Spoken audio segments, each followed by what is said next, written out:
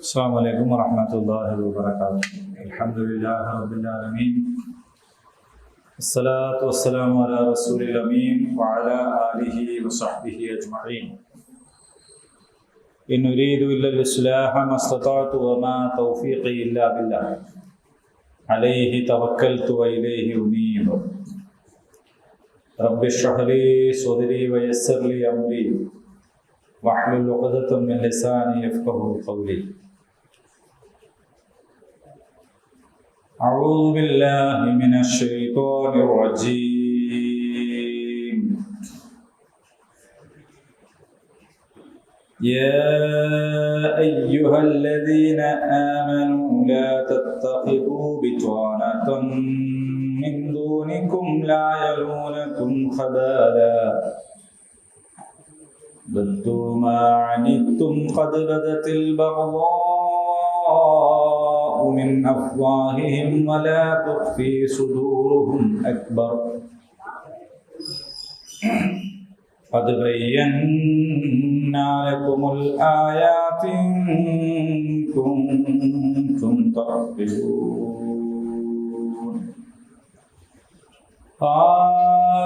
أنتم أولئك تحبونهم ولا يحبونكم. أنتم أولئك تحبونهم ولا يحبونكم وتؤمنون بالكتاب كله وإذا لقوكم قالوا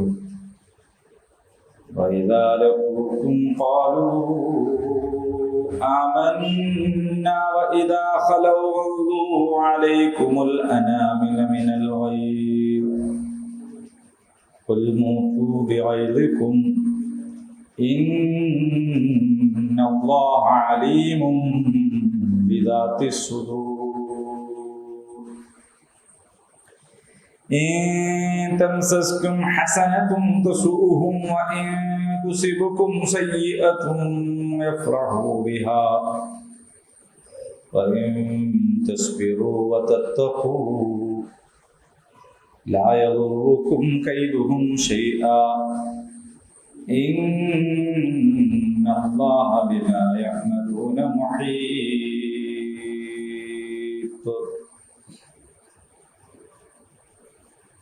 118, 119, 120 കഴിഞ്ഞാൽ പിന്നെ മറ്റൊരു ഭാഗത്തേക്ക് തിരിയും.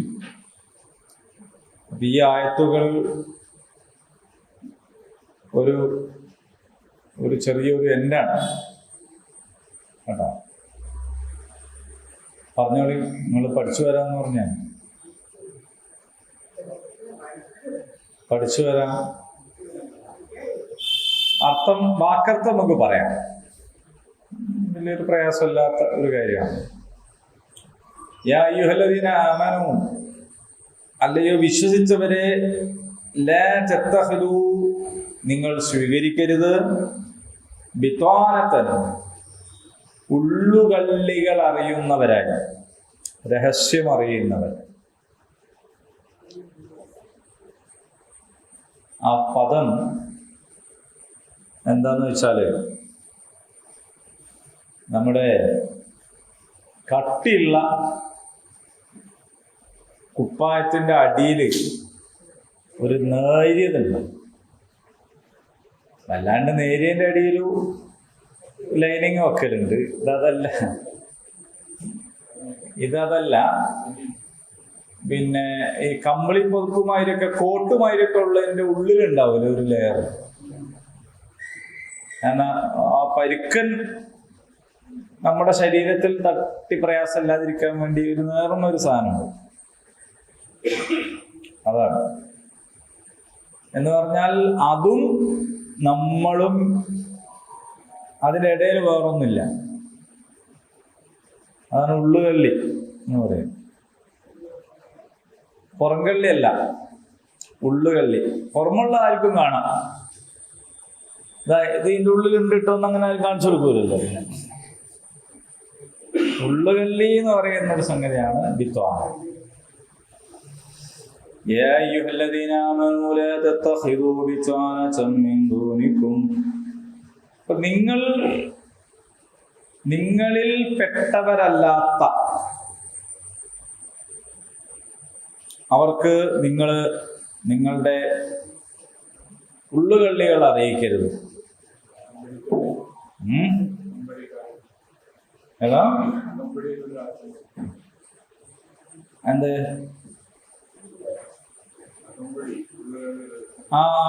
അതെ അതാണ് അകമ്പടി.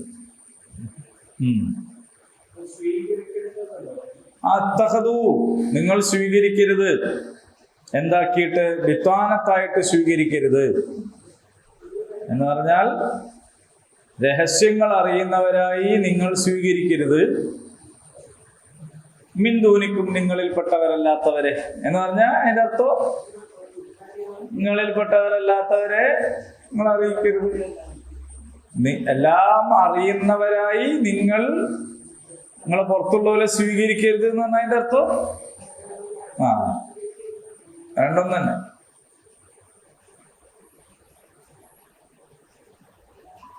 ലാ യഅ്ലൂനകും ഖബാല, നിങ്ങൾക്ക്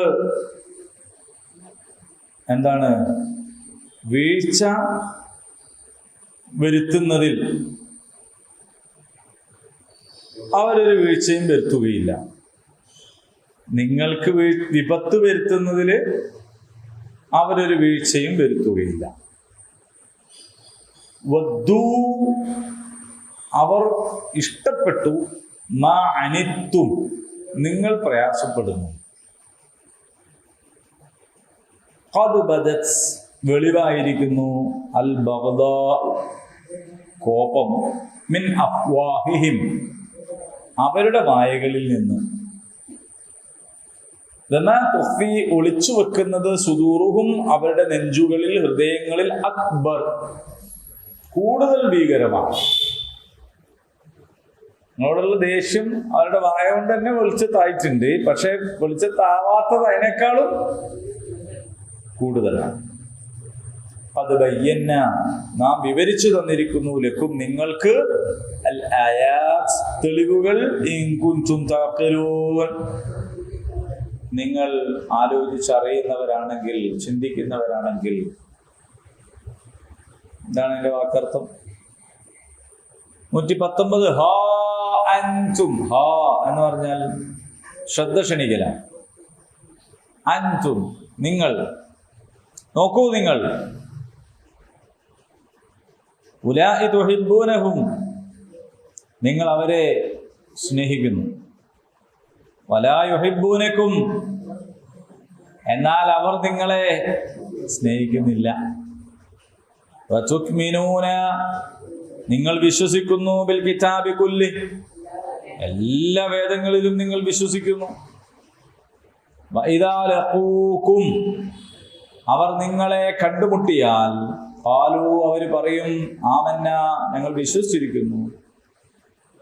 വഇദാ ഖലൗ, പിന്നെ അവർ പിന്തിരിഞ്ഞു പോയാലോ, അള്ളൂ, അവർ കടിക്കുന്നു, അലൈക്കും, നിങ്ങളോട് ഉള്ള അരിശം കൊണ്ട്, അൽ അനാമില, വിരലുകൾ, മിനൽ ഗൈർ, കോപം കാരണം. അവരവരെ വിരലെന്നെ കടിച്ച് ദേഷ്യം കൊണ്ട്. അക്കടി പറ്റിപ്പോയി എന്നുള്ള കടിക്കലല്ല, അത് വിരല് കടിക്കലുണ്ട്, അയ്യടാന്ന് പറയുന്ന അതല്ല. ഇത് ദേഷ്യം പിടിച്ചിട്ട് കടിക്കുക. പറയുക, മൂത്തു, മൂത്തു, എന്താ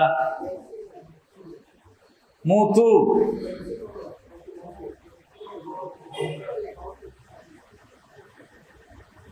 മൂത്തു, മൗത്ത് എന്ന് പറഞ്ഞാൽ എന്താ?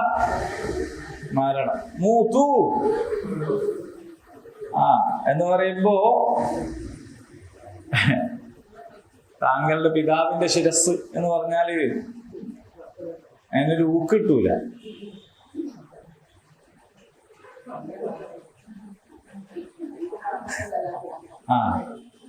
അപ്പൊ മൂത്തു, നിങ്ങൾ മരിച്ചുകൊള്ളുക എന്നൊക്കെ പറഞ്ഞാല് എന്തോ ഒരു അനുകമ്പുള്ള പോലെയാ തോന്നാ. അതൊരു വീര്യം കുറഞ്ഞ പോയി ചത്തോളിയിടെന്നറിയും. അങ്ങനെ പറയുമ്പോഴാണ് അതിൻ്റെ ഒരു എന്ന് പറഞ്ഞാൽ എന്താ അതിൻ്റെ അർത്ഥം? നിങ്ങൾ വെച്ചു പുലർത്തുന്ന വിദ്വേഷവും കോപവും വെറുപ്പും കൊണ്ട് നിങ്ങൾ അങ്ങ് നശിച്ചു പോവുക എന്നല്ലാതെ നമ്മളെന്താവൂല, ഈ നന്മകൾ ഒഴിവാക്കുകയുമില്ല, നിങ്ങളെപ്പോലെ ആവുകയുമില്ല. നിങ്ങൾ പോയിട്ട് നിങ്ങളത് കൊണ്ട് മരിച്ചോളി. ബിഅയ്ദിക്കും, നിങ്ങളുടെ വിദ്വേഷവുമായി നിങ്ങൾ മരിച്ചുകൊള്ളുക. ഇന്നല്ലാഹ അലീമും ബിദാത്തി സുദൂർ, നിശ്ചയമായിട്ടും അല്ലാഹു മനസ്സിലുള്ളതൊക്കെ അറിയുന്നവനാണ്. വാക്കർത്ഥം മാത്രമേ ഇപ്പൊ പറയുന്നുള്ളൂ, മറ്റെങ്ങളാണല്ലോ പറയാ.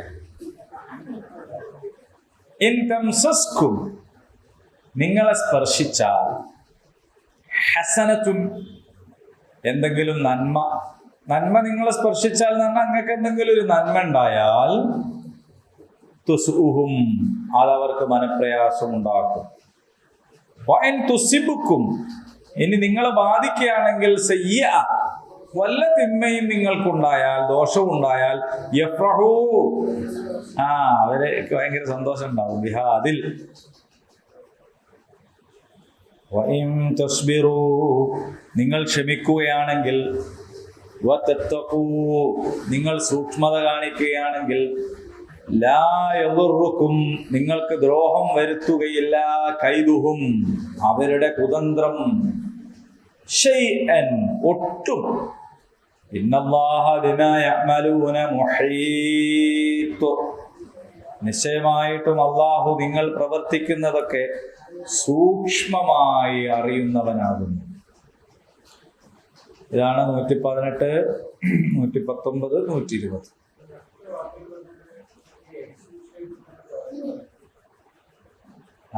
പറയും, നിങ്ങൾ വായിച്ചിട്ട് എന്താ മനസ്സിലായത്?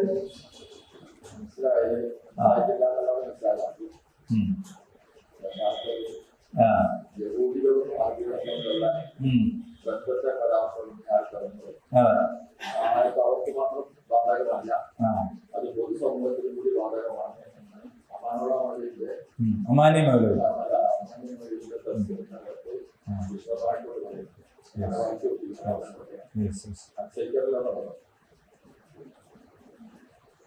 നല്ല സ്റ്റുഡൻ്റ് ആയാലും നല്ല ടീച്ചറാവാനാവും, അനുയായി ആയാലും നേതാവാനാവുള്ളൂ, അല്ലേ? അനുസരിച്ചാലേ കൽപ്പിക്കാനാവുള്ളൂ എന്നൊക്കെ മാഷൊക്കെ അറിയാം. അതുകൊണ്ട് മാഷ് വായിച്ചു നോക്കി. വേറെ ആരും വായിച്ചു നോക്കി? വായിച്ചു നോക്കിയൊന്ന് കൈ ഒന്നിക്ക്. 1, 2, 3, 4, 5, 6. മനസ്സൂർക്കാതെ പകുതി കൈ ഒന്നിച്ച്, കുറച്ച് ഒന്നിച്ച്.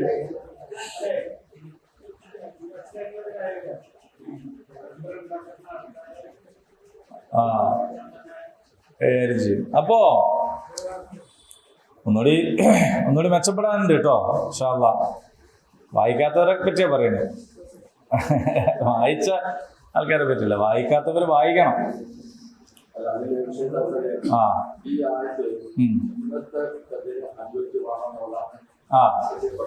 Yes yes.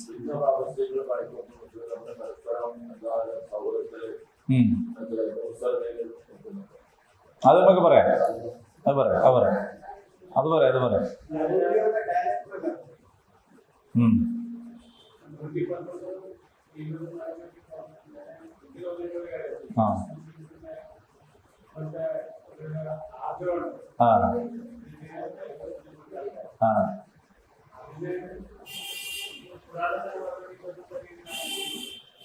ഓക്കെ. എന്താ മനസ്സിലായത്?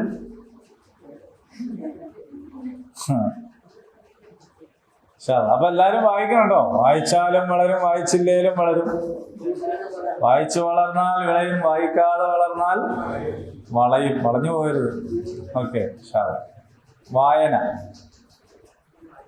എൻ്റെ കഴിഞ്ഞ ഇന്നലല്ല, ഈ വെള്ളിയല്ല, അതിന്റെ മുമ്പത്തെ ആഴ്ചത്തെ ഖുത്ബുണ്ട്. വായന എന്നാണ്. ആ വായനാ ദിനത്തിൽ നടത്തിയൊരു ഖുത്ബുണ്ട്. ആരും വേണേ കേട്ടുള്ളൂ. യൂട്യൂബിലുണ്ട്. അതൊക്കെ നിങ്ങൾക്ക് കേൾക്കാനാ യൂട്യൂബിലുണ്ട്. വായന ഓക്കെ. അപ്പൊ ഇതെന്താ സംഭവം എന്ന് വെച്ചാല്, പിന്നെ ഇതിന്റെ ഒരു പശ്ചാത്തലം മാഷ് പറഞ്ഞ പോലെ മദീനയില് നിങ്ങൾ എന്താ പ്രത്യേകിച്ച് പറയണ്ട, ഇവര് പറയാത്ത എന്താ ഒരു പോയിന്റ്?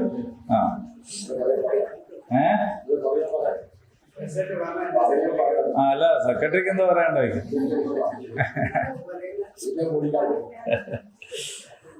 അതായത് മദീനയില് ഔസ് ഖസ്റജ് 2 ഗോത്രങ്ങൾ ഉണ്ടായിരുന്നു.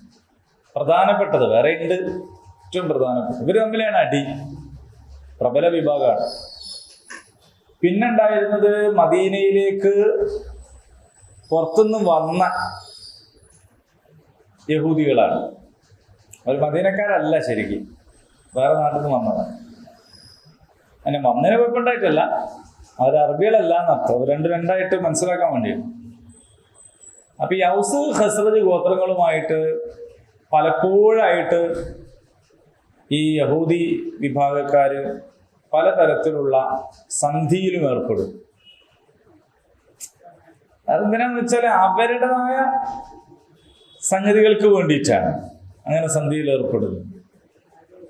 അല്ലാണ്ട് ഇവരോടെന്തോ ഒരു സൗഹൃദം കാത്തു സൂക്ഷിക്കാൻ വേണ്ടിയിട്ടൊന്നുമല്ല, അവരുടേതായ ആവശ്യങ്ങളും സംഗതികൾക്കും വേണ്ടിയിട്ടാണ്. അപ്പൊ ഈ അറബികളുടെ ഒരു പൊതു സ്വഭാവം എന്താന്ന് ചോദിച്ചാല്, അവര് ഒരാളെ സ്നേഹിച്ചാല് അങ്ങേയറ്റം സ്നേഹിക്കും. അപ്പൊ അത് വിശ്വാസികളും അങ്ങനെ തന്നെയാണ്, വിശ്വാസികളായ അറബികളും അങ്ങനെയാണ്, അല്ലാത്തവരും അങ്ങനെയാണ്. വല്ലാണ്ട് സ്നേഹിക്കും. അത് ചൂഷണം ചെയ്ത് നമ്മളാൾക്കാർ വന്നോലൊക്കെ ഇവിടെ ഉണ്ട്. ഇവിടെ ഉണ്ടെന്നല്ല, നമ്മളെ നാട്ടിലുണ്ട്. എന്താ പറയാ, കാരണം എന്താന്ന് വെച്ചാൽ അത് അവരുടെ ഒരു പ്രത്യേകതയാണ്, അത് അവരുടെ ഒരു രക്തത്തിലുള്ളൊരു സാധനമാണ്. പക്ഷെ ഇത് ചൂഷണം ചെയ്യുന്ന ആളുകളെ തിരിച്ചറിഞ്ഞ് ഓരോരുത്തരോടും പാലിക്കേണ്ടുന്ന സൂക്ഷ്മത പാലിച്ചിട്ടില്ലെങ്കിൽ അത് അപകടമാണ്, അല്ലേ? അപ്പൊ എൻ്റെ മോളുടെ ഒരു ബന്ധുക്കാരന് മക്കത്ത് ജോലി ചെയ്യുന്ന ഒരാളുണ്ട്. ഇപ്പൊ പക്ഷെ ഞാൻ പോയപ്പോഴും കണ്ടിരുന്നു, പോകുമ്പോഴൊക്കെ കാണുന്നു. അപ്പൊ ഓനെ കാണാൻ വന്നപ്പോ ഓന് 10-12 ഇങ്ങനെ ഓരോ കാര്യങ്ങൾ ഇങ്ങനെ പറഞ്ഞപ്പോ സംഗതി കാണിച്ചു തന്നാ 29,000 റിയാലിന്റെ ഒരു ബില്ല് പറയുന്നു. കുട വാങ്ങിയതാണ്. എത്ര രൂപയ്ക്ക്? 29,000 റിയാലിന് കുട വാങ്ങി. വലിയൊരു സംഖ്യ. അതായത് അവിടെ ഓന്റെ ഹോട്ടലിൽ സ്ഥിരമായിട്ട് ഇടയ്ക്കിടയ്ക്ക് ഉംറക്ക് വരുന്ന ഒരു അറബി ഉണ്ട്. മൂപ്പര് പിന്നെ പറഞ്ഞതാണ് കുട വാങ്ങാൻ. ഒരു കുട അല്ല, 1000 കുട. എന്തിനാന്ന് വെച്ചാല് കൊടുക്കാൻ, ആൾക്കാർക്ക് ഇങ്ങനെ കൊടുക്കുക. അതിന് വരുന്ന ആൾക്കാർ അവിടുത്തെ വെയിലല്ലേ, ചൂടല്ലേ. പക്ഷെ കുട വാങ്ങിയതല്ല സംഭവം, അയാളുടെ ATM കാർഡ് ഇവന്റെ പേഴ്സിലാണ്. അയാളുടെ ATM കാർഡ് ഇവന്റെ പേഴ്സിലാണ്. ഇവന് കൊടുത്ത് ഏൽപ്പിച്ചിരിക്കുകയാണ്. അതിന്റെ പാസ്വേഡും പറഞ്ഞു കൊടുത്തിരിക്കുകയാണ്. അയാൾ പറയും ഓരോന്ന് വാങ്ങിക്കോളാൻ. അപ്പൊ ഇങ്ങനെ വാങ്ങാം. എന്നിട്ടോ അത് കൊടുത്താല് അങ്ങനെ കൊടുക്കുക. അപ്പൊ 29,000 റിയാൽ എന്ന് പറയുമ്പോൾ ഒരു വലിയ സംഖ്യയല്ലേ. അപ്പൊ അതിന്റെ അത് വാങ്ങി വരുന്ന വഴിക്കായതുകൊണ്ട് എന്നോട് പറഞ്ഞു എന്നുള്ളൂ, ഇങ്ങനെ ഉണ്ട്. അപ്പൊ നല്ല നല്ല മനുഷ്യന്മാരുണ്ട് എന്നൊക്കെ പറഞ്ഞിട്ടൊരു കഥ പറഞ്ഞു കൊടുത്ത് ഇങ്ങനെ പറഞ്ഞത്. അപ്പൊ നിങ്ങൾ ആലോചിച്ച് നോക്കൂ, ഇവനെ അയാൾ വിശ്വസിക്കുന്നത് എത്രത്തോളാണ്. കാർഡ് കൊടുക്കുന്നു, പാസ്വേഡ് പറഞ്ഞു കൊടുക്കുന്നു, എന്നിട്ട് ഇത്ര ഉറുപ്പ്യക്ക് സാധനം വാങ്ങിക്കോളൂ എന്ന് പറയുന്നു, അത് വിതരണം ചെയ്തോളാനും പറയുന്നു.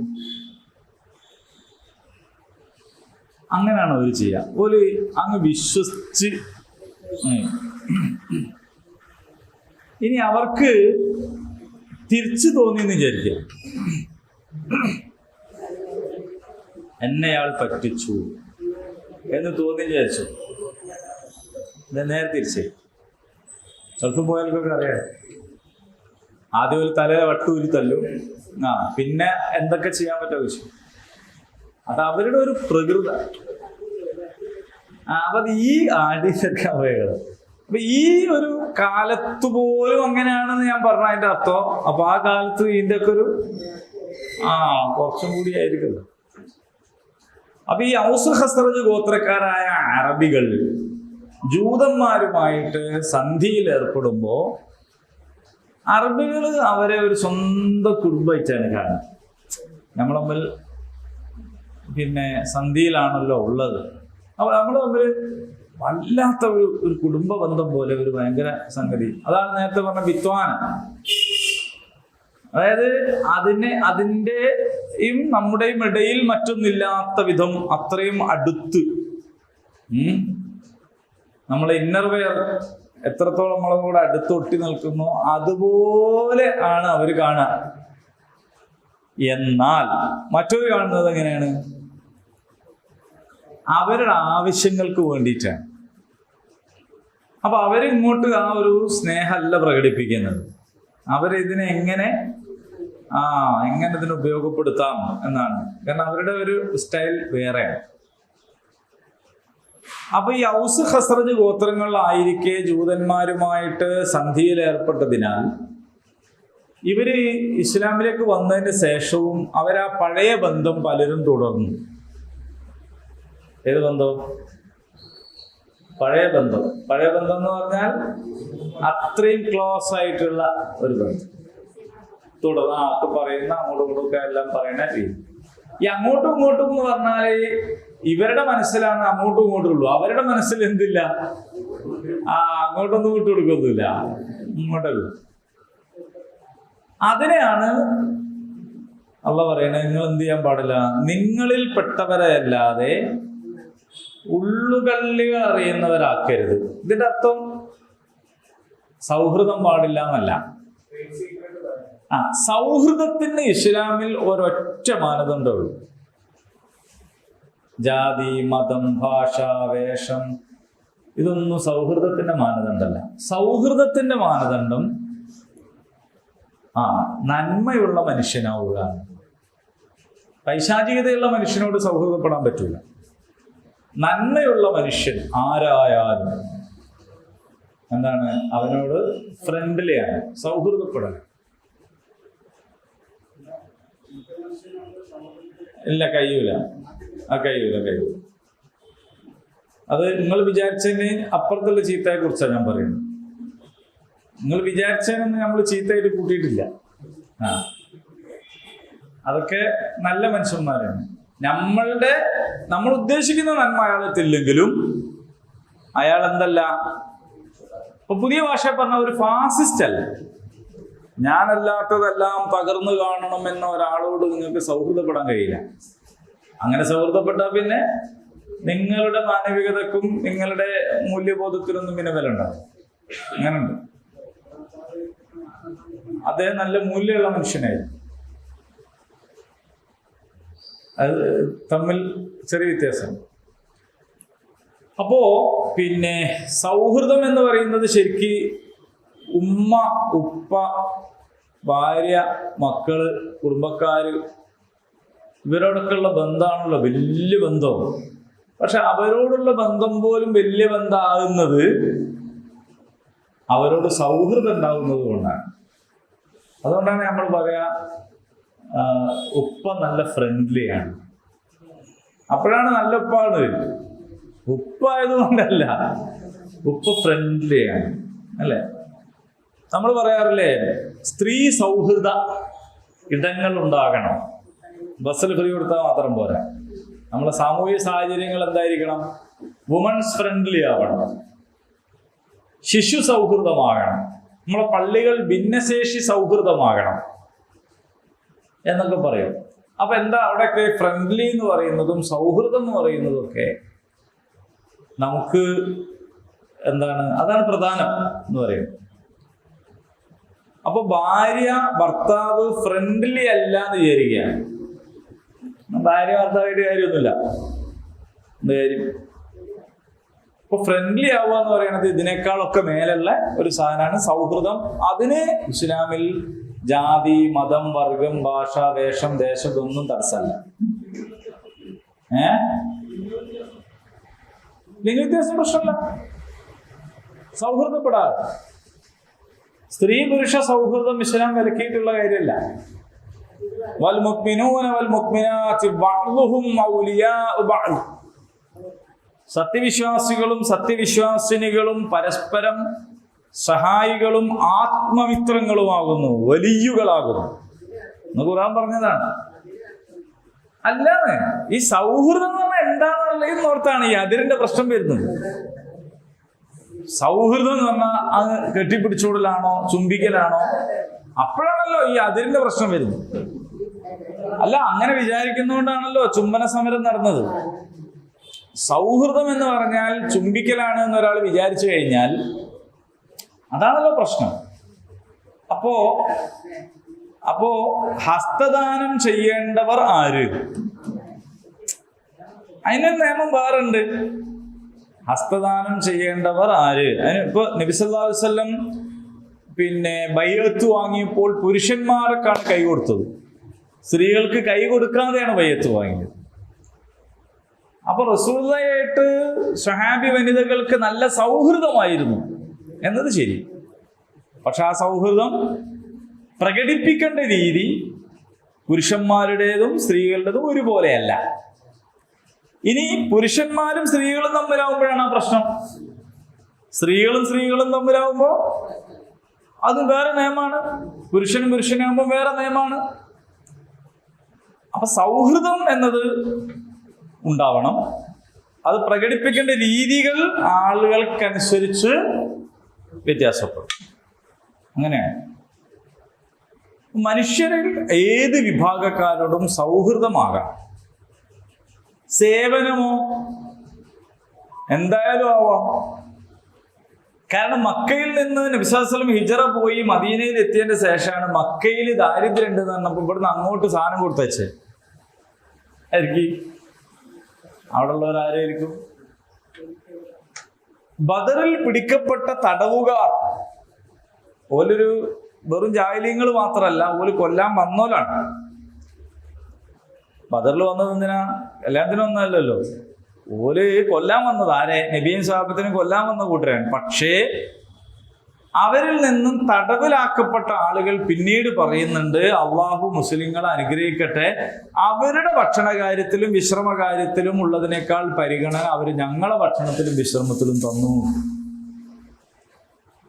എന്ന് പറഞ്ഞാൽ എന്താ അർത്ഥം? അപ്പൊ അവരോട് സേവനം ചെയ്യുന്നതിന് ഇസ്ലാമിന് വിരോധമില്ല. അതാണ്. അപ്പോൾ ഏറ്റുവാങ്ങാൻ ആരുമില്ലാത്ത ഒരു ശവശരീരത്തെ സ്വീകരിച്ച് സംസ്കരിച്ചു എന്ന് ഇന്നലെ കേൾക്കുന്നു. അപ്പൊ അയാൾ ആര് എന്നുള്ളതല്ല പ്രശ്നം, അത് മനുഷ്യനുണ്ട്. അതിന് ഇസ്ലാം വിരോധിച്ചിട്ടില്ലെന്ന് മാത്രമല്ല, അത് ഇസ്ലാം പ്രോത്സാഹിപ്പിച്ച കാര്യമാണ്. അവിടെ എന്ത് പറഞ്ഞിട്ടില്ല? ജാതിയും മതവും സംഗതിയൊന്നും പറഞ്ഞിട്ടില്ല. മുസ്ലിങ്ങളായി ഒറ്റ തടവുകാരുമില്ലാത്ത സമയത്താണ് ഖുർആൻ പറഞ്ഞത്, യുത്ഇമൂന ത്വആമ അലാ ഹുബ്ബിഹി മിസ്കീനൻ വയതീമൻ വഅസീറ.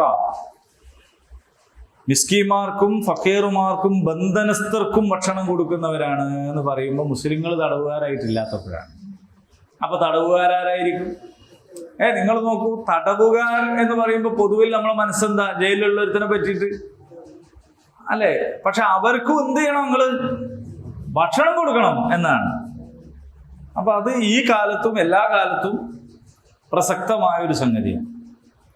പക്ഷേ ഇപ്പറഞ്ഞത് എന്താന്ന് ചോദിച്ചാൽ, ഏതൊരു സമൂഹത്തിനും ഒരു രാജ്യത്തിനും നിലനിൽക്കാൻ അനിവാര്യമായിട്ടുള്ള ചില ഉള്ളുകള്ളി രഹസ്യങ്ങൾ ഉണ്ടാവും.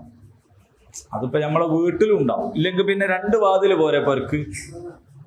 കൊലായിക്കൊരു വാതിലും അടുക്കളക്കൊരു വാതിലും. നായി കയറാണ്ടിരിക്കാനാണെങ്കിൽ അത് പോരെ? ഇതെന്തിനാ ഓരോ റൂമിനും വാതില്? അപ്പുറത്തെ റൂമിൽ ശത്രു ആയിട്ടാണ് അവിടെ കയറേണ്ടതാണ്. അപ്പൊ ഓരോരുത്തർക്കും എന്തുണ്ടാവും, ഉള്ളുകള്ളികളുണ്ട്. ഇപ്പോ ഇന്ത്യയിലൊരു നിയമം തന്നെ സ്വകാര്യതാ സംരക്ഷണ നിയമം. ഓരോരുത്തർക്കും അവരുടെ സ്വകാര്യത സംരക്ഷിക്കാനുള്ള റൈറ്റ് നമ്മുടെ രാജ്യത്തുണ്ട്. ചോദിക്കണം. CCTV ക്യാമറ വെക്കുന്നു, നമ്മളെ സുരക്ഷിതത്വത്തിനാണ്. പക്ഷെ ക്യാമറ ഒളിപ്പിച്ചേക്കരുത് എന്നാണ്. ഇവിടെ ക്യാമറയുണ്ട്. നിങ്ങളുടെ എഴുതി വെച്ചത് അതൊരു പവറിന് എഴുതിയക്കളല്ല. നിയമം, അതായത് നിങ്ങളെ റെക്കോർഡ് ചെയ്തുകൊണ്ടിരിക്കുന്നു എന്നുള്ളത് നിങ്ങൾക്കറിയണം. കുരുത്തക്കേട് ഒരുവിധ ആ ബോർഡ് കണ്ടാൽ തന്നെ ചില വീട്ടിലൊന്നും നായില്ല എന്നാണ് പറയണത്. നായുണ്ട് സൂക്ഷിക്കാന്നുള്ള ബോർഡേ ഉള്ളൂ. അപ്പൊ സ്വകാര്യതാ സംരക്ഷണം എന്ന് അതിലാണ് പല വിവാദങ്ങളും ഉണ്ടാകുന്നത്. പല വിവാദങ്ങളും. കാരണം നമ്മുടെയൊക്കെ ഡാറ്റകൾ വേറുള്ളവർക്ക് വിൽക്കുന്നു, അല്ലേ? എന്റെ പെങ്ങളെ മോൻ കഴിഞ്ഞ ദിവസം വീട്ടിൽ വന്നപ്പോ എന്റെ ഫോൺ ഇങ്ങനെ എന്തോ ആവശ്യത്തിന് ചുമരുമേൽ ഇങ്ങനെ വെച്ചു. ഞാനിങ്ങനെ വായിക്കുമ്പോൾ എന്തോ സംഭവം. അപ്പനോടൊന്നും ഇല്ലെങ്കിൽ അതെടുത്ത് ഇങ്ങനെ വെക്കണം, ഇങ്ങനെ വെക്കരുത്. അപ്പൊ എന്താ കാര്യം എന്ന് വെച്ചാൽ, നിങ്ങൾ ക്യാമറ ഓഫാണെങ്കിലും നിങ്ങൾ ക്യാമറ എന്ത് ചെയ്യുന്നുണ്ട്, വർക്ക് ചെയ്യുന്നു.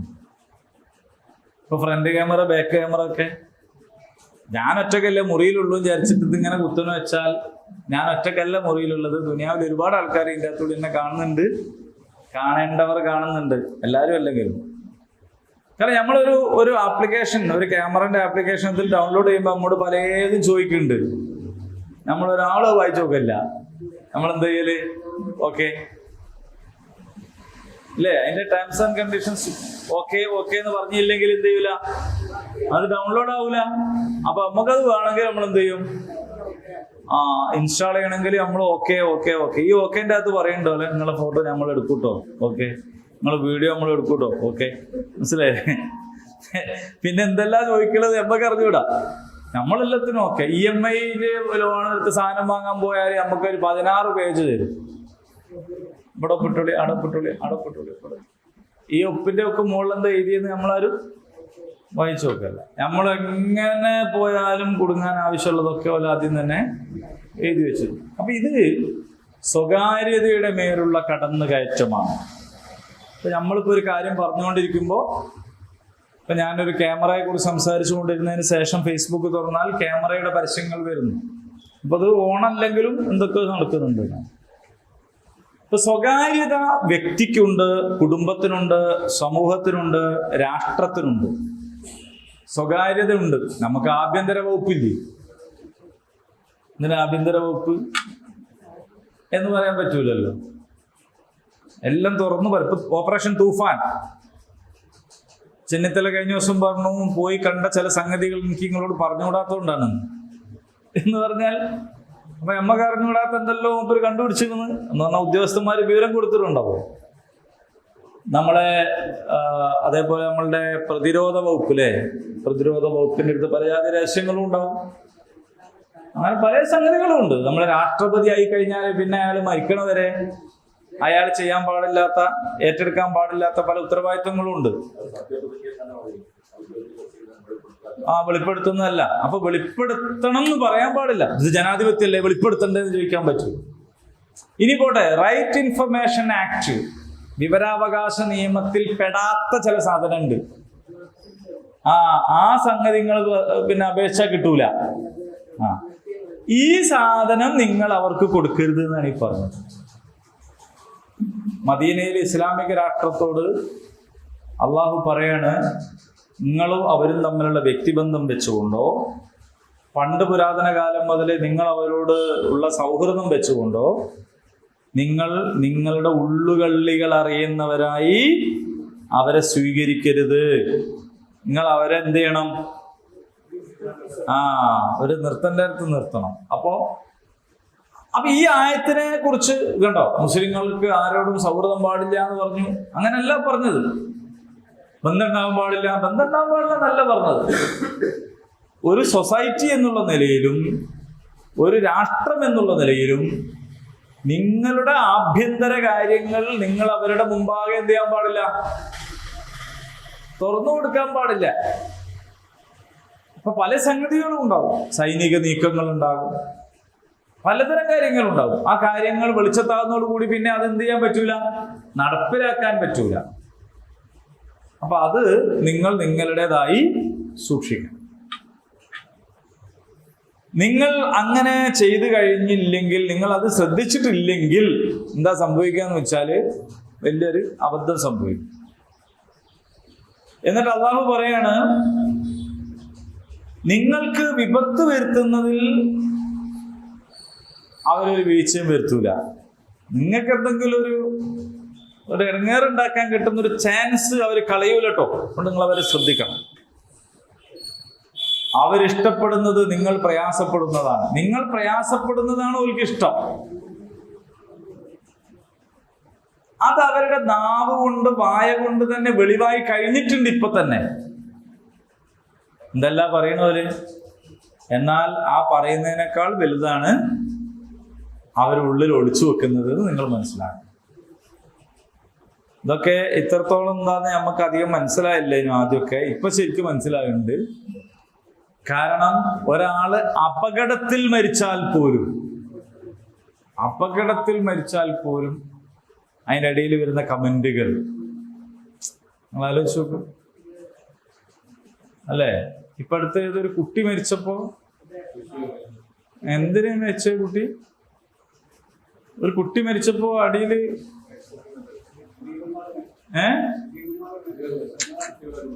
ഒരു കുട്ടി മരിച്ചപ്പോ പറഞ്ഞല്ലോ, പന്നിപ്പേറ് പോലെ ധാരാളം പെറ്റുകൂട്ടിയിട്ടുണ്ടാവും. അപ്പോ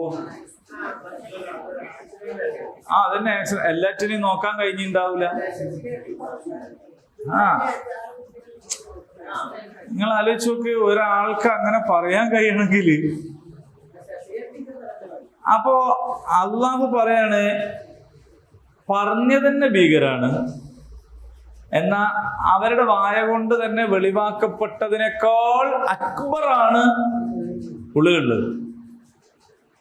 അപ്പൊ നിങ്ങള് നല്ലവരായതുകൊണ്ട്, നിഷ്കളങ്കരായതുകൊണ്ട്, പാവങ്ങളായതുകൊണ്ട് നിങ്ങളെല്ലാവരും ഒരുപോലെ കാണാൻ. നിങ്ങൾ അവരോട് എന്താ ചെയ്യേണ്ടത് അവിടെ പറയുന്നുണ്ട്.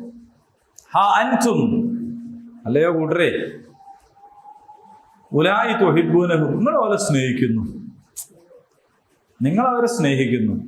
വലാ യുഹിബ്ബൂനക്കും, എന്നാൽ അവർ നിങ്ങളെ സ്നേഹിക്കുന്നില്ല. വതുക്മിനൂന, നിങ്ങൾ വിശ്വസിക്കുന്നു. ബിൽ കിതാബി കുല്ലിഹി, എല്ലാ വേദങ്ങളിലും, പക്ഷെ അവര് എല്ലാത്തിലും വിശ്വസിക്കുന്നില്ല. ഇപ്പൊ ജൂതന്മാരെ സംബന്ധിച്ച് അവര് തൗറാത്തിൽ വിശ്വസിക്കുന്നു, പക്ഷെ ഖുറാനിൽ വിശ്വസിക്കുന്നില്ല. പക്ഷെ നിങ്ങൾ തൗറാത്തിലും വിശ്വസിക്കുന്നു, ഖുറാനിലും വിശ്വസിക്കുന്നു. അപ്പൊ ശരിക്കും നിങ്ങൾക്ക് ഓരോടല്ലേ ദേഷ്യം പിടിക്കേണ്ടി? ഞങ്ങൾ എല്ലാത്തിലും വിശ്വസിക്കുന്നുണ്ട്, ഓലെല്ലാത്തിലും വിശ്വസിക്കില്ല അറിയുമ്പോ. പക്ഷെ നിങ്ങൾ ഓരോട് ദേഷ്യം പിടിക്കല്ല, നിങ്ങൾ ഓരോട് സ്നേഹത്തോടെയാണ് നിൽക്കുന്നത്. പക്ഷെ അവർ നിങ്ങളോട് സ്നേഹത്തിലല്ല നിൽക്കുന്നത്. ഇനി മുനാഫിക്കുകളെ കുറിച്ച് പറയാണ്. ഈ ജൂതന്മാരുമായി ചേർന്ന് നിന്ന് ചാൻസ് കിട്ടിയാൽ മുസ്ലിം സമൂഹത്തെ എതിർക്കാനും തകർക്കാനും മെനക്കെടുന്ന മുനാഫിക്കുകൾ ഉണ്ടായിരുന്നു അവിടെ. അവര് ബദറിൽ തന്നെ ഒരു പണി നോക്കി, കഴിഞ്ഞില്ല. ഉഹുദിൽ കുറച്ച് ഒരു സ്റ്റെപ്പ് കൂടി മുന്നോട്ട് വെക്കാൻ അവർക്ക് സാധിച്ചു. അവരുടെ പരിപാടി എന്താ വെച്ചാൽ, കാലു, അവരിങ്ങളെ കാണുമ്പോൾ പറയും, ഇതാ ലഖൂക്കും, നിങ്ങളെ കണ്ടുമുട്ടിയാൽ കാലു, അവർ പറയും, ആമന്ന, ഞങ്ങൾ വിശ്വസിച്ചിരിക്കുന്നു. വൈദാ ഹലോ, എന്നാ നിങ്ങളിൽ നിന്ന് പിരിഞ്ഞു പോയാൽ, ഖുർആനിൽ വേറെ സ്ഥലത്ത് പറയുന്നത് വൈദാ ഹലോ ഇലാ ശയാത്തീനിഹിം, ഓലെ ചെറുത്താന്മാരടുത്തേക്ക് പോലെ പോയാൽ എന്നാണ്. ഇവിടെ പറയുന്നത് എന്താണെന്ന് വെച്ചാൽ, നിങ്ങളിൽ നിന്ന് പിരിഞ്ഞു പോയാൽ അദു അലൈക്കും, നിങ്ങളോടുള്ള അരിശം കൊണ്ട്, കോപം കൊണ്ട് അവർ കടിക്കുന്നു. അൽ അനാമില, വിരലുകൾ, മിനൽ ഗൈദ്, കോപം കാരണം. അതാണ്. ഖുൽ, പറയുക, മൂതു, നിങ്ങൾ മരിച്ചുകൊള്ളുക എന്ന് പറഞ്ഞാൽ നിങ്ങൾ സ്വയം നശിച്ചുകൊള്ളുക. ബിഅയ്ദിക്കും, നിങ്ങളുടെ വിദ്വേഷവുമായിട്ട്. ഇന്നല്ലാഹ അലീമുൻ ബിദാത്തി സുദൂർ, നെഞ്ചിന്റെ അകത്തുള്ളതൊക്കെ അള്ളാഹ്ക്ക് നന്നായിട്ട് അറിയാം. ഇൻ തംസസ്കും, ഇനി നിങ്ങൾക്ക് ഉണ്ടായാൽ ഹസനത്തുൻ, ഒരു നന്മ ഉണ്ടായി എന്ന് വിചാരിക്കുക. നിങ്ങൾക്കൊരു നല്ലതുണ്ടായാൽ തസ്ഉഹും, അത് അവർക്ക് മനപ്രയാസം ഉണ്ടാകും. എന്തെങ്കിലും നല്ലത് നിങ്ങൾക്ക് ഉണ്ടായാൽ അപ്പോൾ അവർക്ക് എന്താവും, പ്രയാസം ഉണ്ടാവും. അത് നിങ്ങൾ കുട്ടികളുണ്ടായാലും അവർക്ക് വിഷമിക്കും, നിങ്ങൾക്കൊരു കച്ചവടം ഉണ്ടായാലും വിഷമിക്കും, നിങ്ങളൊരു റിലീഫ് നടത്തിയാൽ അവർക്ക് പ്രയാസമായിരിക്കും, നിങ്ങൾ നല്ല നല്ല പള്ളികൾ ഉണ്ടായിക്കണ്ട ഒരു ബുദ്ധിമുട്ടാവും. അങ്ങനെയുണ്ടല്ലോ, ഒരു കൂട്ടര് പിന്നാലെ നടക്കാൻ തുടങ്ങിയാൽ എന്ത് ചെയ്യും, നിങ്ങൾക്ക് എന്ത് നല്ലതുണ്ടായാലും ഓൾക്ക് മനപ്രയാസമായിരിക്കും. ഇനി നിങ്ങൾക്ക് എന്തെങ്കിലും വിഷമം ഉണ്ടായാലോ, വൈൻ തുസിബുക്കും സയ്യ, നിങ്ങൾക്കൊരു തിന്മ ഉണ്ടായാൽ യഫ്റഹു ആബിഹ, പോലെ അവരതില് സന്തോഷം, ഭയങ്കര ഹാപ്പി ആയിരിക്കും. അങ്ങനെ തന്നെ വേണം എന്ന് ചെയ്യും. മനസ്സിലായോ? അതുകൊണ്ട് നിങ്ങൾ അവർക്ക് ബുദ്ധിമുട്ടുണ്ടായ സന്തോഷിച്ചോളി എന്നല്ല അള്ളാഹ് പറയുന്നത്. അവർക്ക് ബുദ്ധിമുട്ടുണ്ടായാൽ നിങ്ങൾ സന്തോഷിച്ചോളൂ എന്നല്ല. അവർ നിങ്ങളെ സ്നേഹിക്കുന്നില്ല, നിങ്ങൾ അവരെ സ്നേഹിക്കുന്നു. നിങ്ങൾക്ക് ദോഷം ഉണ്ടായാൽ അവർ സന്തോഷിക്കുന്നു, നിങ്ങൾക്ക് നല്ലതുണ്ടായാൽ അവർക്ക് പ്രയാസം ഉണ്ടാകുന്നു. അതുകൊണ്ട് നിങ്ങൾ നാളെ മുതൽ എന്താക്കണ്ട, അവർക്ക് സന്തോഷം ഉണ്ടാകുമ്പോൾ നിങ്ങൾ ദുഃഖിച്ചോളൂ എന്നല്ല അള്ളാഹ് പറയുന്നത്. അതാണ് ശ്രദ്ധിക്കേണ്ടത്. അള്ളാഹു പറയുന്നത് എന്താണ്? വഇൻ തസ്ബിറൂ, നിങ്ങൾ ക്ഷമിക്കുകയാണ്, വതത്തഖൂ, നിങ്ങൾ സൂക്ഷ്മത പാലിക്കുകയാണെങ്കിൽ. അതായത് അവർ നിങ്ങളെ ആക്ഷേപിക്കുകയും ശകാരിക്കുകയും നിങ്ങൾക്ക് നല്ലതുണ്ടാകുമ്പോൾ അവര് ദുഃഖിക്കുകയും നിങ്ങൾക്ക് പ്രയാസം ഉണ്ടാകുമ്പോൾ അവർ സന്തോഷിക്കുകയും ഒക്കെ ചെയ്യുന്ന ഒരു സാഹചര്യത്തിൽ നിങ്ങൾ വഇൻ തസ്ബിറൂ, നിങ്ങൾ ഉറച്ചു നിൽക്കുകയാണെങ്കിൽ. സ്വബർ എന്ന് പറഞ്ഞാൽ വെറും ഒരു ക്ഷമയല്ല, അത് ഉറച്ചു നിൽക്കലാണ്. അതുകൊണ്ടാണ് യുദ്ധത്തിന് പോകുമ്പോൾ അള്ളാഹു പറഞ്ഞു സ്ബിറു വസ്വാബിറു വറാബിതു. യുദ്ധത്തിന് പോകണവൻ ക്ഷമിക്കാന്ന് എന്തേക്കും? വാളെടുത്ത് യുദ്ധം ചെയ്യാൻ പോകുന്ന ആളുടെ അള്ളാഹ് പറയാണ് അയ്യുല്ലദീന ആമനൂ സ്ബിറു വസ്വാബിറു, നിങ്ങൾ സ്വബറുള്ളവരാവുക. സ്വബറിൽ മറ്റുള്ളവരെ ജയിക്കുക എന്ന് പറഞ്ഞാൽ നിങ്ങളുടെ ശത്രുപക്ഷത്തുള്ളവരുടെ സ്വബറിനേക്കാൾ നിങ്ങളുടെ സ്വബർ ഉണ്ടാവണം. അതാണ് സ്വാബിറു. അതിന്റെ അർത്ഥം എന്തായിരിക്കും? സ്വബർ അല്ല, നിങ്ങളൊന്ന് ആലോചിച്ച് നോക്ക്. യുദ്ധത്തിന് പോണ ആളോടാണ് അള്ളാഹ് പറഞ്ഞത് സ്ബിറു, നിങ്ങൾ സ്വബറുള്ളവരാവുക എന്ന് പറഞ്ഞാൽ എന്തായിരിക്കും? അതായത് നിങ്ങൾ ആ പോയ കാര്യത്തിൽ ഉറച്ചു നിൽക്കുക. അവരെല്ലാം കൂടി കണ്ടിട്ട് നിങ്ങൾ എന്താ വരുന്നത്? പിന്തിരിഞ്ഞു പോവുകയെ, പേടിക്കുകയെ, ബേജാറാവുകയെ, നിലപാട് മാറ്റൊന്നും ചെയ്യരുത്. നിങ്ങൾ ഉറച്ചു നിൽക്കും. ഇസ്ലാം സമാധാനമാണ്. മറ്റോ എന്തോ ഒച്ചപ്പാടാക്കി, എന്നാ പിന്നെ ഞാൻ ഒച്ചപ്പാടാക്കട്ടെ വിചാരിക്കരുത്. നിങ്ങൾ നിങ്ങളെ ലെവലിൽ നിൽക്കണം.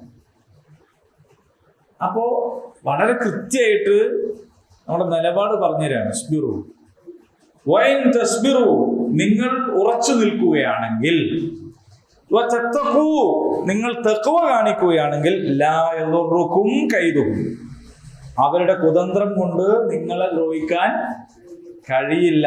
ഷൈഅൻ, ഒട്ടും തന്നെ. ഇന്നല്ലാഹ ബിമാ യഅമലൂന മുഹീത്ത്, നിശ്ചയമായിട്ടും നിങ്ങൾ പ്രവർത്തിക്കുന്നതിനെ മുഹീത്ത് തന്നെ വലയം ചെയ്യുക, സൂക്ഷ്മമായി അറിയുന്നവനാകുന്നു അല്ലാഹ്. നിങ്ങൾ പ്രവർത്തിക്കണം എന്താണെന്ന് അള്ളാഹ്ക്ക് നന്നായിട്ട് അറിയാം. അപ്പോ നമ്മുടെ ചുറ്റുപാടുകളിലുള്ള വ്യത്യസ്ത ജാതി, മത, വർഗ സമൂഹങ്ങളോട് നമ്മൾ പുലർത്തേണ്ടുന്ന സംഗതിയെ കുറിച്ചാണ് ഇവിടെ പറയുന്നത്. അവരൊക്കെ നിങ്ങൾ സേവനം ചെയ്യാം, അവരോട് സൗഹൃദപ്പെടാം, അവരോട് മാന്യമായി പെരുമാറണം. ഖുർആനിൽ വേറെയും ഒരുപാട് സ്ഥലത്ത് അത് വന്നിട്ടുണ്ട്.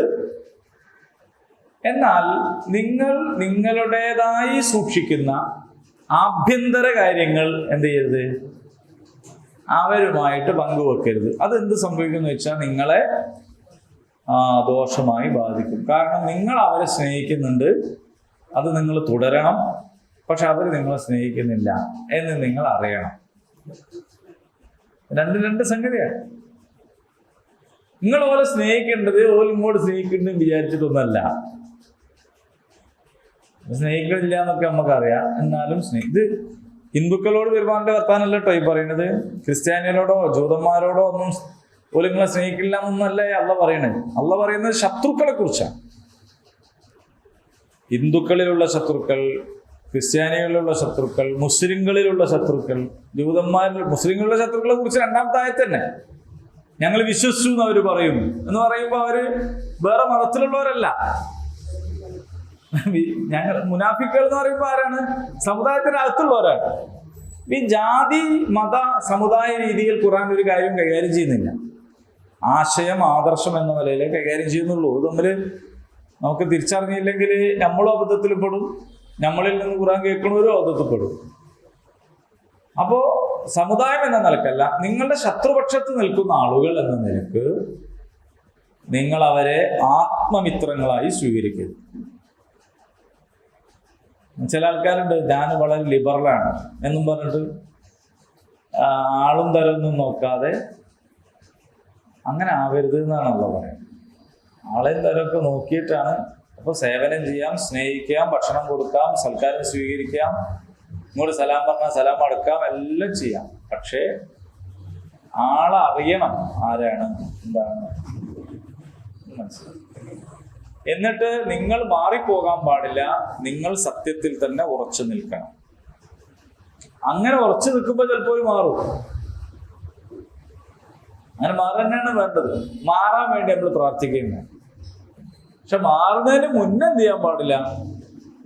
നിങ്ങളുടെ ഉള്ളുകള്ളികൾ അറിയുന്നവരായി അവരെ സ്വീകരിക്കാൻ പാടില്ല. ഇപ്പൊ ഖുർആനിൽ നിന്ന് മൊത്തം നമുക്ക് മനസ്സിലാവുന്നത്, പരിശുദ്ധ ഇസ്ലാം നമുക്ക് കാണിച്ചു തരുന്നത് വളരെ ഭദ്രമായ സുരക്ഷിതമായ ഒരു സൊസൈറ്റി എങ്ങനെയായിരിക്കണം എന്ന പാഠമാണ് അല്ലാഹു നമുക്ക് നൽകുന്നത്. അല്ലാണ്ട് ഇതൊന്നും വ്യക്തിപരമായ കാര്യമല്ലല്ലോ. സാധാരണ ആളുകൾ പറയാറില്ലേ, മതം എന്ന് പറഞ്ഞാൽ ഒരാളെ മനസ്സിലുണ്ടാകേണ്ട ഒരു സാധനമാണ്. എത്ര സ്വകാര്യ ജീവിതത്തിലുള്ള ഇപ്പൊ ഏതും സ്വീകരിക്കാം. ഇതൊന്നും മനസ്സുമായിട്ട് ബന്ധപ്പെട്ട കാര്യമേ അല്ല പറയുന്നത്. മനുഷ്യന്മാരോട് പെരുമാറുന്നതായിട്ട് ബന്ധപ്പെട്ട കാര്യമാണ് പറയുന്നത്. ഓക്കെ, അത്ര മതി. ഇനി നമ്മൾ നേരെ ഉഹുദിലേക്ക് ഇറങ്ങാൻ പോകണം. അടുത്ത ആഴ്ച ഒരുങ്ങിയൊക്കെ വന്നോളൂ വേണ്ടിട്ടോ.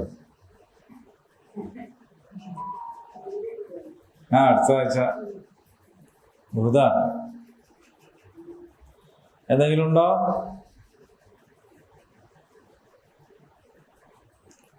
നിങ്ങളെല്ലാരും വായിച്ചു വന്നില്ലെങ്കിൽ എന്തെങ്കിലുമൊക്കെ ചോദിക്കാനും പറയാനൊക്കെ ഉണ്ടാവുകയും.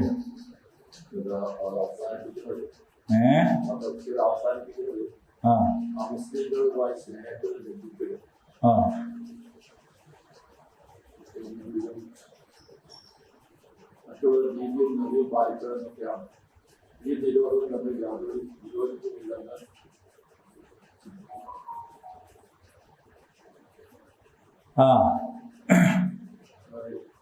യാതൊരു വിരോധിക്കുന്നില്ല. രണ്ട് അവസ്ഥകളെ നോക്കാറുള്ളത്. മുസ്ലിങ്ങൾ അങ്ങോട്ട് കാണിക്കുന്ന വിശ്വാസ മനസ്ഥിതിയും സ്നേഹഭാവവും അതേപടി ഇങ്ങോട്ട് പഠിപ്പിച്ചല്ല ഈ നിരോധനം. ആ നിരോധനം സൗകര്യക്കാരുണ്ടാകുന്ന ഭവിഷ്യത്തിൽ ഭയങ്കരമായി മനസ്സിലാക്കുന്നതാണ്. ആയത്തിലെ വാചകങ്ങൾ ശ്രദ്ധാപൂർവ്വം വായിച്ചെടുക്കുക. വിശദീകരണമൊന്നും കൂടാതെ തന്നെ അവർ സ്വയം വ്യക്തമാക്കുന്ന ഈ വിഷയം ഇത്രയും ഗൗരവത്തോടു കൂടി വിസ്തരിച്ച് പറഞ്ഞ അള്ളാഹു സത്യവിശ്വാസികളോട് അവസാനം പറഞ്ഞ വാക്ക് പ്രത്യേകം ശ്രദ്ധിക്കണം. നിങ്ങൾ ക്ഷമിക്കുകയും സൂക്ഷിക്കുകയും ചെയ്യുന്ന പക്ഷം അവരുടെ തത്വം നിങ്ങൾക്ക് ഒരു ഊർജവും വരുത്തിയില്ല. നിശ്ചയമായും അവർ ഓർക്കുന്നതിന് അള്ളാഹു വരെയും ചെയ്തുകൊണ്ടിരിക്കുകയാണ്. അഥവാ ശരിക്കും അറിഞ്ഞുകൊണ്ടിരിക്കുന്നതുണ്ട്. ഓക്കെ അല്ലേ? അപ്പൊ ഇത് മുസ്ലിങ്ങളും മുസ്ലിങ്ങളല്ലാത്തവരും തമ്മിൽ എന്തോ സൗഹൃദപ്പെടാൻ പാടില്ല എന്ന നിലക്കായിട്ട് വ്യാഖ്യാനിക്കരുത്.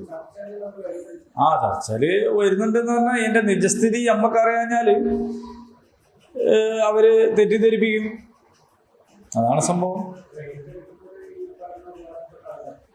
അതതിന്റെ പ്രശ്നം എന്താന്ന് വെച്ചാല്, ഈ ഖുർആൻ ഇപ്പോ നമ്മളെ ജബ്ബാർ മാഷ് ഖുർആൻ ക്ലാസ് നടത്തിയില്ലേ? മൂപ്പര് ഒരു ഖുർആൻ ക്ലാസ്. അപ്പൊ അത് കേട്ടിട്ടാണ് ഒരാൾ ഖുർആൻ പഠിക്കണേ. എങ്ങനെ ഉണ്ടാവും?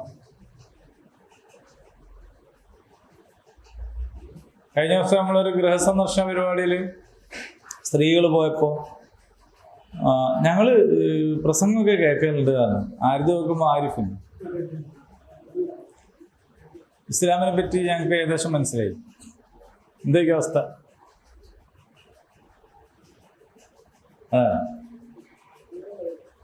അപ്പൊ അത് പിന്നെ നമ്മൾ ശ്രദ്ധിക്കുക. ഓക്കെ.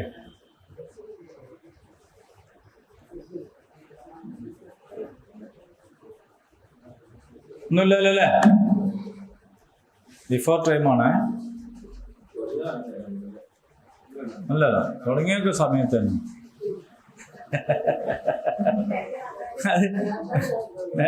നേരെ വയ്യെനിക്ക് തോന്നുന്നു ഇത് നേരത്തെ തുടങ്ങിയതാണ്. അത് കറക്റ്റാ.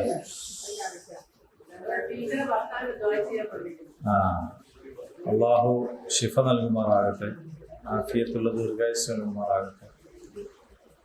എൻ്റെ പരിചയത്തിലൊരു കുട്ടി ഇന്നലെ മത്സ്യം വളർത്തുന്ന കുളത്തിൽ വീണ് മരിച്ചു. 7 വയസ്സുള്ള ഒരു മോൻ. 7 വയസ്സുള്ള ഒരു മോനെ. അപ്പോൾ പെട്ടെന്ന് എനിക്ക് മെസ്സേജ് അയക്കണം, മോൻ മരിച്ചു പറഞ്ഞു. ആ ബേജാറായി. എന്താ ആരാ? മോനാണ്. ഇപ്പം മെഡിക്കൽ കോളേജിൽ പോസ്റ്റ്മോർട്ടത്തിന് കൊണ്ടുവന്നിട്ടുള്ളൂ. 8 മണിയാകുമ്പോൾ എത്തും. അപ്പോൾ വീട്ടിൻ്റെ അടുത്ത് അല്ല, ചേന്നമംഗലൂർ കൊടുവള്ളിയിൽ നിന്ന് അങ്ങോട്ട് കെട്ടിച്ചാണ്, താമരശ്ശേരി അങ്ങോട്ട് കെട്ടിച്ചു. അപ്പോൾ മത്സ്യം വളർത്തുന്ന കുളം ഉണ്ടായി. കുട്ടികളെ കൂടി കളിച്ചതാണ്. പദ്ധതിണ്ടല്ലേ? അപ്പം അങ്ങോട്ട് പോകണം. അത് കഴിഞ്ഞിട്ട് ഇല്ല, 8 മണിക്ക് കോളേജിലെത്താൻ പറഞ്ഞിട്ടുണ്ട്. കുട്ടി ഏതായാലും മഴക്കാലത്ത് അങ്ങനെ കുറെ അപകടങ്ങളൊക്കെ ഉണ്ടാവും. നമ്മളെ വേണ്ടപ്പെട്ടവരൊക്കെ ആകുമ്പോഴാണ് നമുക്ക് അത് കൂടുതൽ അറിയാം. എല്ലാ ദിവസവും പത്രത്തിലുണ്ട്.